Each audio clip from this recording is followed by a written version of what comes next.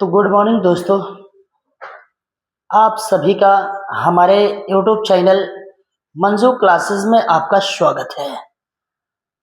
मैं राजू सर आप सभी के लिए क्लास 8 के मैथ का एक टॉपिक लेकर आया हूं, जिस टॉपिक का नाम है वर्ग और वर्गमूल।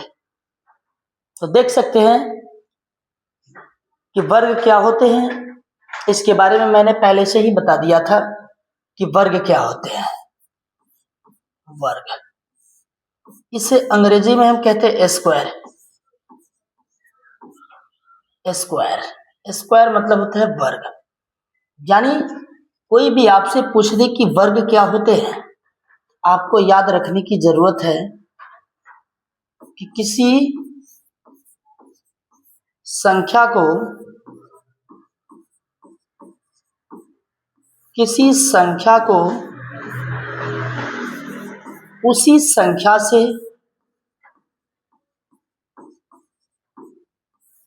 संख्या से दो बार गुणा करने पर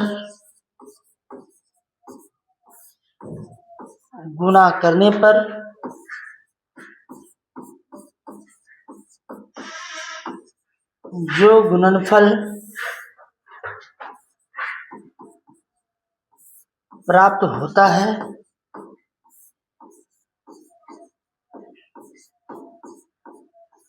तो उसे वर्ग कहते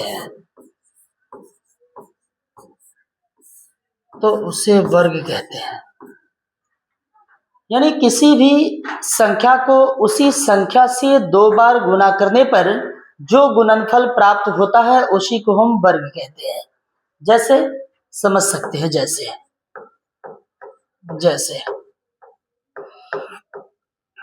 जैसे मान लिया कि 1 गुने 1 बराबर क्या, 1 क्या है, 1 का ही वर्ग है। जैसे 2 गुने 2, 2 दूनी 4 है, 4 क्या है, वो 2 का वर्ग है। जैसे 1 गुने 1 क्या है, ए स्क्वायर का वर्ग है। देख लीजिए, ए स्क्वायर क्या 1 का वर्ग है, यानी कि 86 इत्यादि। ये बात आप समझ गए होंगे। इतनी बात आई होप कि आपको जरूर समझ में आया होगा कि किसी भी संख्या को उसी संख्या से दो बार गुणा करने पर जो गुणनफल प्राप्त होता है उसी को हम वर्ग कहते हैं। अब हम आगे चल के जानते हैं वर्ग के बारे में। मैंने आपको बताया भी था, और क्या बताया था कि नीचे कुछ वर्ग दिए जा रहे हैं जिन्हें अच्छी तरीका से याद रखना है। देखिए, वर्ग यानी कि हमें याद रखने की जरूरत है कि कोई पूछ दे 1 का वर्ग क्या होता है, 1 होता है। 2 का वर्ग 4 होता है। 3 का वर्ग 9 होता है। 4 का वर्ग 16 होता है। 5 का वर्ग 25 होता है। 6 का वर्ग 36 होता है। 7 का वर्ग 49 होता है। 8 का वर्ग 64 होता है। 9 का वर्ग 81 होता है। और 10 का वर्ग कितना होता है, तो 100 होता है। ये बात आप समझ गए होंगे। 11 का वर्ग क्या होता है, तो 121 होता है। 12 का वर्ग क्या होता है, 144 होता है। 13 का वर्ग क्या होता है, 169 होता है। 14 का वर्ग क्या होता है, 196 होता है। 15 का वर्ग क्या होता है, तो 225 होता है। 16 का वर्ग क्या होता है, तो देख सकते हैं 16 का वर्ग 256 होते हैं। 17 का वर्ग क्या होते हैं, तो 289 होते हैं। 18 का वर्ग क्या होते हैं, तो 324 होते हैं। 19 का वर्ग क्या होते हैं, 361 होते हैं। 20 का वर्ग क्या होते हैं, तो 400 होते हैं। 21 का वर्ग क्या होते हैं, तो 441 होते हैं। 22 का वर्ग क्या होते हैं, तो 484 होते हैं। 23 का वर्ग क्या होते हैं, तो 529 होते हैं। 24 का वर्ग क्या होते हैं, तो 576 होते हैं। 25 का वर्ग क्या होगा, तो 625 होगा। 26 का वर्ग क्या होगा? तो 676 होगा। 27 का वर्ग क्या होगा? तो 729 होगा। 28 का वर्ग क्या होगा? तो 784 होगा। और 29 का वर्ग क्या होगा? तो 841 होगा। और 30 का वर्ग क्या होगा? तो 900 होगा। इतनी बात आपको याद रखने की जरूरत है। यानी कि वर्ग की अगर बात किया जाए तो आपको सीधे याद रखना है कि किसी भी संख्या को उसी संख्या से 2 बार गुना करने पर जो गुणनफल प्राप्त हो जाए उसी को हम वर्ग कहते हैं। और हम 1 से 30 तक आपको वर्ग लिख दिए। ये वर्ग आपको अच्छी तरीका से याद होना चाहिए। अगर ये वर्ग आपको याद रहेंगे तो आपके कैलकुलेशन फास्ट हो जाएंगे। यानी कि सॉल्यूशन करने का तरीका, 1 का वर्ग 1, 2 का वर्ग मतलब 2 दूनी 4, 3 का वर्ग मतलब 3 तिहाई 9, 4 का वर्ग मतलब 4 चौका 16, 5 का वर्ग मतलब 50, 25, 6 का वर्ग मतलब 6 एक 36। यानी वर्ग का मतलब उसी संख्या को उसी से गुना करना 2 बार। आपसे पूछ दे कि 16 का वर्ग 256, 25 का वर्ग 625, 13 का वर्ग 169, 22 का वर्ग 484, ये डायरेक्ट आपको याद रखने की जरूरत है। इतनी बात आप समझ गए होंगे, कहीं से आपको दिक्कत नहीं हुआ होगा। तो हम आगे की ओर बढ़ते हैं। आगे कुछ महत्वपूर्ण बात है।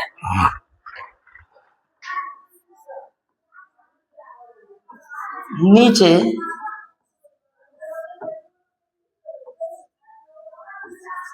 कुछ वर्ग से संबंधित वर्ग से संबंधित वर्ग से संबंधित वर्ग से संबंधित महत्वपूर्ण बात दिए जा रहे हैं। महत्वपूर्ण बात दिए जा रहे हैं दिए जा रहे हैं जिन्हें अच्छी तरह से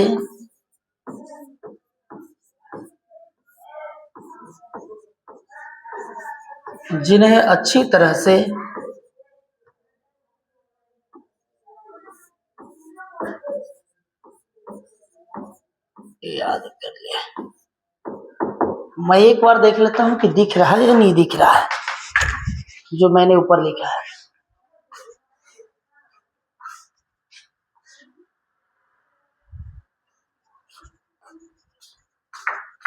चलिए, दिख रहा है। यानी वर्ग से संबंधित कुछ महत्वपूर्ण बातें दिए जा रहे हैं जिन्हें हमें याद रखने की जरूरत है। एक तो पहली नंबर पॉइंट,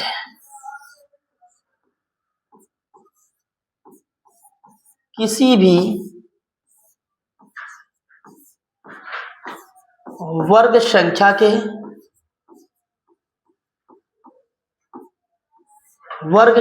के अंत में किसी भी वर्ग संख्या के अंत में 2, 3, 7 एवं 8 नहीं हो सकता है।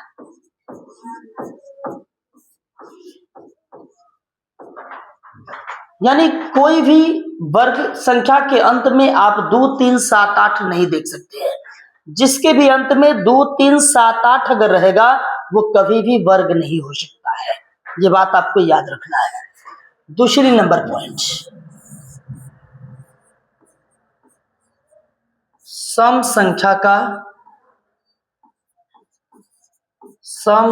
का वर्ग हमेशा सम होता है। सम संख्या का वर्ग हमेशा एक सम संख्या ही होता है। तीसरा नंबर,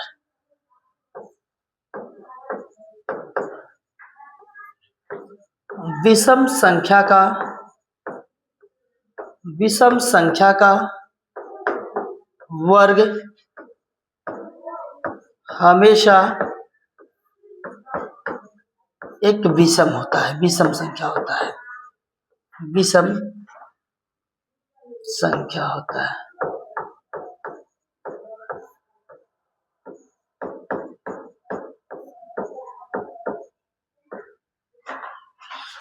देखिए मैं थोड़ा सा एग्जाम्पल से समझा भी देता हूँ, ज्यादा अच्छा रहेगा।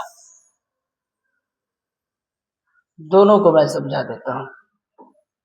थोड़ा सा मैंने डाउन कर दिया।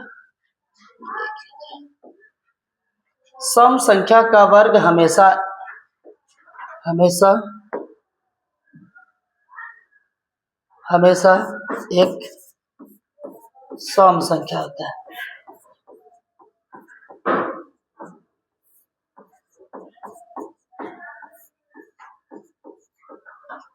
यानी आपको याद रखने की जरूरत है कि किसी भी वर्ग संख्या के अंत में 2, 3, 7, 8 कभी नहीं हो सकता है। जिस संख्या के अंत में 2, 3, 7, 8 अगर आते हैं तो वो कभी भी वर्ग नहीं हो सकता है। अगला मान लिया जाए ये दिया गया है, जैसे मान लिया जाए अभी जस्ट कहा कि किसी सम संख्या का वर्ग हमेशा एक सम संख्या होता है। मान लीजिए कि 2 क्या है, एक सम संख्या है। वैसी प्राकृत संख्या जो 2 से विभाजित हो जाती है उसी को हम सम संख्या कहते हैं, और सम संख्या का वर्ग हमेशा एक सम संख्या होती है। तो सम का वर्ग अगर कर लेते हैं तो देख लीजिए 2 का वर्ग कितना, 4। 4 भी एक सम संख्या, 2 से डिवाइड हो जाएगी। जैसे मान लिया 4 का वर्ग मैं करूंगा कितना हो जाएगा, 16। 16 भी 2 से डिवाइड होगी, मतलब एक सम संख्या हुआ। मैं जैसे मान लिया 6 का वर्ग कितना, 36, ये भी क्या है, एक सम संख्या है। ये बात आप समझ गए होंगे कि सम संख्या का वर्ग हमेशा एक सम संख्या ही प्राप्त होता है। और देख लीजिए जैसे यानी विषम संख्या का वर्ग एक विषम संख्या ही प्राप्त होता है। यानी 1 का वर्ग 1 होगा, 3 का वर्ग 9 होगा, देख सकते हैं। 5 का वर्ग 25 होंगे, देख लीजिए। मैंने भी जितना बताया 1 का वर्ग 1 2 से डिवाइड होगा, नहीं होगा। 9 2 से डिवाइड होगा पूरा पूरा, नहीं होगा। 5 का वर्ग 25 भी 2 से डिवाइड पूरा पूरा नहीं होगा। या तो 12 दूनी 24, 13 दूनी 26 पूरा नहीं होगा, इत्यादि। ये बात आपको समझ में आ गया होगा। इतनी बात आप समझ गए होंगे कि 3 पॉइंट अभी वर्ग से संबंधित महत्वपूर्ण मैंने बात दिया था, वो बात आपको बहुत अच्छा तरीका से समझ में आया होगा कि किसी भी सम संख्या का वर्ग जो होता है वो हमेशा सम होता है, और विषम संख्या का वर्ग हमेशा विषम होता है। और किसी भी वर्ग संख्या के अंत में 2, 3, 7 और 8 नहीं होते हैं। इस बात को याद रखेंगे। एक चौथा नंबर पॉइंट, 4 नंबर, किसी भी यदि किसी संख्या के अंत में यदि किसी भी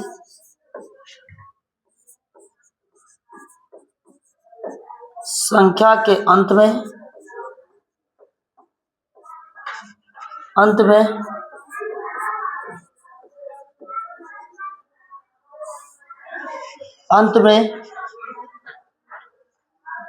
शून्य की संख्या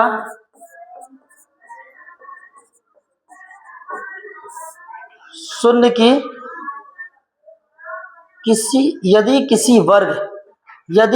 वर्ग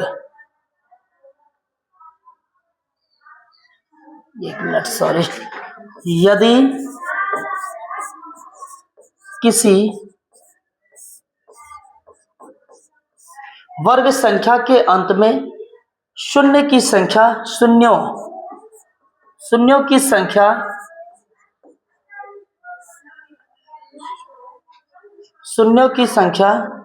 वर्ग संख्या के अंत में शून्यों की संख्या सम होती है,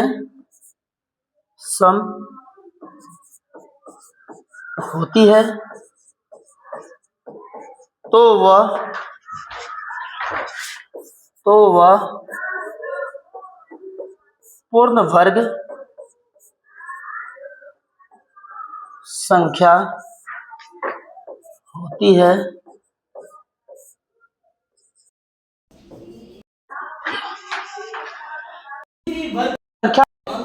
किसी भी वर्ग संख्या उसके अंत में अगर शून्यकों की संख्या अगर शून्यकों की संख्या अगर सम ना हो, विषम हो, तो समझिए वो पूर्ण वर्ग नहीं होते हैं। आई होप कि इतनी बात आपको समझ में जरूर आया होगा, कहीं से आपको दिक्कत नहीं हुआ होगा। अब हम एक बार जान लेते हैं, थोड़ा सा एक आध दो पॉइंट और है उसे भी जान लेते हैं। पाइथागोरीय त्रिक यानी कि 5वां नंबर पॉइंट, 5वां नंबर।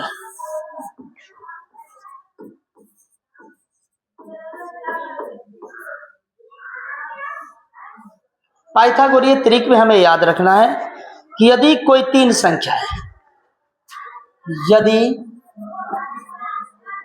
कोई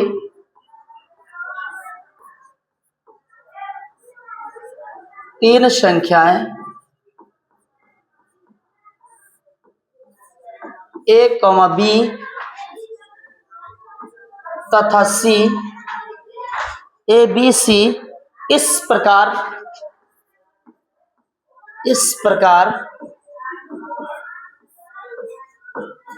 हो कि ए स्क्वायर जोड़ बी स्क्वायर बराबर सी स्क्वायर है, तो ये सभी संख्याएं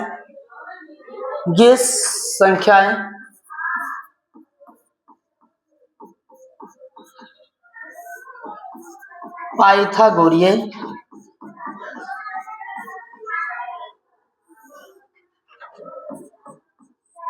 त्रिक कहलाती है।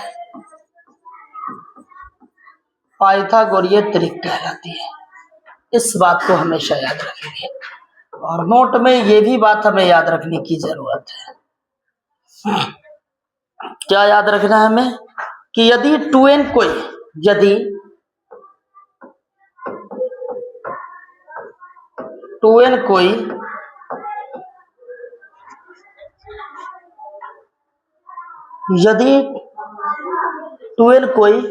एक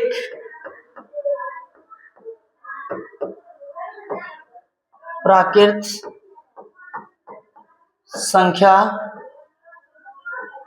संख्या हो तो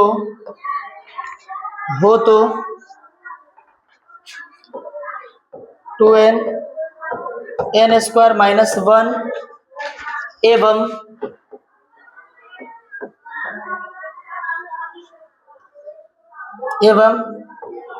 n स्क्वायर प्लस 1 एक पाइथागोरीय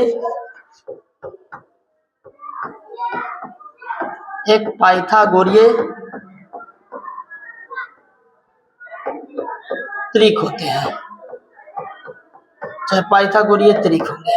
ये बात आपको याद रखना है।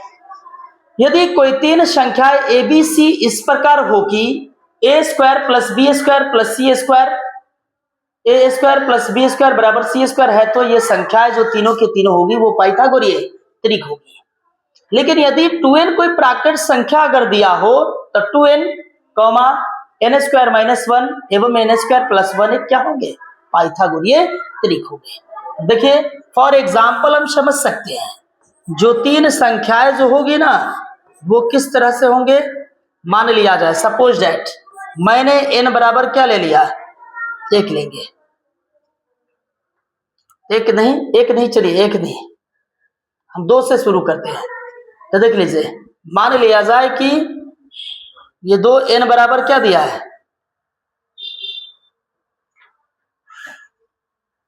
देखिए उतना नहीं छोड़िए। जैसे मान लिया मैंने 3, 4 और 5 तीन संख्या मैंने ले लिया। इस पर मैं क्वेश्चन बताऊंगा, टेंशन लेने की जरूरत नहीं है। 3, 4, 5 ये पाइथागोरीय त्रिक है। मान लिए 6, 8, 10 ये भी पाइथागोरीय त्रिक है। मान लिया जाए 5, 12, 13 जो होंगे ये भी पाइथागोरीय त्रिक है और इत्यादि। अब कहिएगा कैसे सर त्रिक है, तो देख लीजिए पाइथागोरीय त्रिक का मतलब मैंने अभी जस्ट कहा कि ये वाला को ए मानिए, इसको बी मानिए और इसको सी मानिए। अगर इसलिए आपको याद रखना है कि A square plus B square बराबर सी स्क्वायर, अगर इसके दोनों के वर्गों के बराबर अगर सी स्क्वायर के वर्ग अगर हो जाए तो पाइथागोरीय त्रिक होगा, नहीं तो नहीं होगा। ए के जगह मैंने क्या लिया, 3 लिया, बी के जगह मैंने क्या लिया, 4 लिया, सी की जगह मैंने क्या लिया, 5 लिया है। तो देख सकते हैं कि 3 का वर्ग 9 होता है, 4 का वर्ग 16 होता है, 5 का वर्ग 25, अभी जस्ट मैंने बताया।